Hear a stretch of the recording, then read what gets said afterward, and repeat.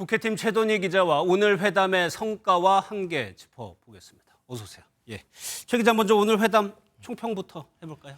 일단 기대만큼 깜짝 놀랄 합의는 없었다는 게 대체적인 평가입니다. 예. 일단 합의된 8개 분야 대부분이 민생에 집중돼 있고요. 금투세를 제외하고선 쟁점 현안에 대한 합의는 사실상 없었습니다. 또 합의 내용이나 수준 모두 여야의 의제 설정 과정에서 이미 논의됐던 정도에서 마무리됐다는 평가가 많습니다. 예, 그래서요. 첫 회담이긴 하지만 좀 다소 아쉽다는 반응이 나오는 것 같아요. 일단 여야 모두 회담 결과보다 회담 자체가 필요했던 걸로 보입니다. 예. 이 반복되는 정쟁으로 높아진 부정 여론을 잠재우고 대신 여야가 협치하는 모습을 보여주기 위한 건데요.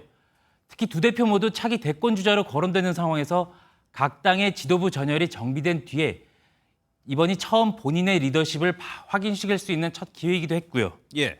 그래서 앞서 리포트에 나온 것 말고 두 대표의 신경전이 더 있었다면서요? 네, 그렇습니다. 회담 영상 잠깐 보시겠습니다. 독도 영유권을 부정하는 행위 또는 주권을 부정하는 행위, 즉 외국의 침략을 합리화하는, 미화하는 행위. 의료 문제를 시작으로 최혜병 특검, 검찰 수사, 독도 문제까지 언급하면서 정부 여당에 대한 공세 수위를 끌어올렸는데요. 반면 한동훈 대표는 민생을 집중하면서 대신 정치개혁으로 국면을 전환하려는 시도하는 모습이 많았습니다. 우리 두 사람이 정쟁의 중단을 대국적으로 선언하고 미래지향적이고 생산적인 정치개혁의 비전에 대해서 합의했으면 합니다. 특히 검찰 수사를 놓고선 이재명 대표는 독재 국가라고 몰아세운 반면에 한동훈 대표는 검찰 불복 빌드업이라고 맞받기도 했습니다. 이를 보면 창과 방패의 대결이었다는 평가가 나오는 이유가 여기에 있습니다. 예. 또 하나요. 최혜병 특검법 관심이 많았는데 예상은 했지만 큰 진전은 없었습니다. 네, 그렇습니다. 앞서 말씀드린 것처럼 한동훈 대표가 민생 의제에 집중할 수밖에 없었던 배경이기도 한데요.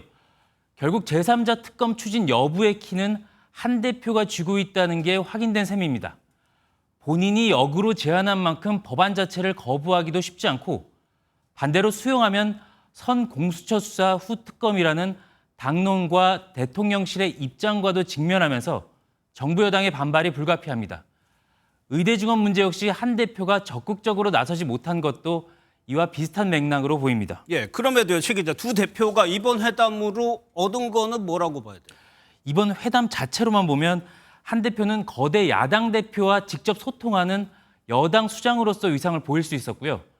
이 대표 역시 정부 여당에 대한 공세를 이어가는 동시에 국정 파트너 모습을 확보할 수 있었습니다. 다만 득실을 좀 더 따져보면 이 대표가 다소 우세해 보입니다. 국민의힘의 한 중진 의원은 회담 결과를 추진하는 과정에서 이재명 대표보다 한동훈 대표에게 좀 더 고차원적인 정치력이 필요할 거라고 전망하기도 했습니다. 알겠습니다. 잘 들었습니다. 최돈희 기자였습니다.